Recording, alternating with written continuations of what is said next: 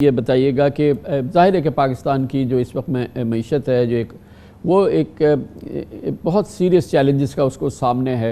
उसमें ये आईएमएफ का जो प्रोग्राम है, जो कि हर लिहाज से एक तातुल का शिकार है, उसका कितनी कंट्रीब्यूशन है और वो कितना कंपाउंड कर रहा है हमारे जो इकोनॉमिक इश्यूज़ हैं।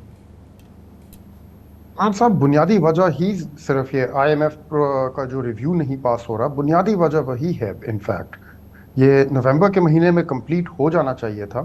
शुरू में हमें बताया गया कि फ्लड्स की वजह से थोड़ा इसमें कुछ डिले हो सकता है, लेकिन वो भी कह रहे थे कि चंद दिनों का या चंद हफ्तों का होगा। लेकिन अब प्रॉब्लम ये आ गई है कि दिसंबर के कोई पहला या दूसरा हफ्ता जैसे ही शुरू होगा, मैं कह रहा हूँ कोई दिसंबर अंदाजन 8, 9, 10, 11 तारीख तक, तो आईएमएफ वर्ल्ड बैंक के जितने वो मुलाजमीन हैं वो क्रिसमस ब्रेक के ऊपर जाना शुरू कर देंगे। और उसके बाद तो फिर उनकी मिशन का यहाँ आना मुमकिन नहीं होगा।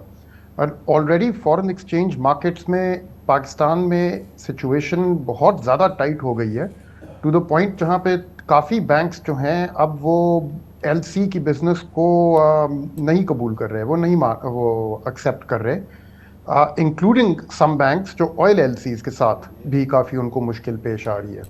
तो आई थिंक जल्द से जल्द अगर इसको आईएमएफ के साथ जो मामले हैं उनको हल नहीं किया गया, तो और अगर ये बात खुदा ना खास्ता जनवरी तक चली गई, तो then the situation can get extremely serious. तो एंड आईएमएफ बुनियादी वजह इसलिए भी बनता है क्योंकि इसके ऊपर डिपेंड करता है बाकी सारे इनफ्लोज।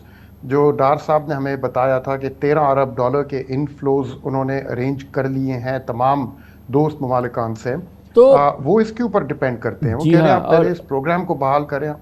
तो खुर्रम साहब ये बताइएगा कि अब तो एक नई सिचुएशन पैदा हो गई है कि अगर आप इफ़ यू लाइक, अब वो तो प्रायर एक्शन की बात कर रहे हैं, वो पेशगी शराइत उन्होंने लगा दी है, जो कि नए प्रोग्राम से पहले प्रायर एक्शंस होते हैं। और लग ये रहा है कि वो दोबारा प्रॉपर हमसे कि ये बातचीत शुरू करें और फिर ये 9th रिव्यू कंप्लीट हो, उससे पहले उन्होंने हमें पेशगी शराइत दे दिए, प्रायर एक्शंस उन्होंने हमसे मांग लिए हैं।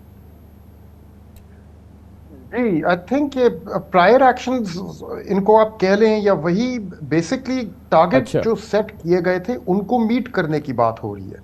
ठीक है। और अगर काफी हद तक तो वो ऑफ कोर्स चले गए हैं, क्योंकि डार साहब अपने आइडियाज लेके आए थे कि वो एक्सचेंज रेट को फिक्स्ड रखेंगे और एडमिनिस्ट्रेटिव मींस के जरिए फॉरेन एक्सचेंज को संभाल लेंगे। वो नहीं हो, वो नाकाम रहे हैं उस कोशिश में। और उसकी वजह से अब हम सब देख रहे हैं कि ओपन मार्केट का जो डिक्लेयर्ड रेट है, जो ऑफिशियल रेट है, और उसमें और ब्लैक मार्केट रेट जो है, उसमें कितना बड़ा गैप आ गया है।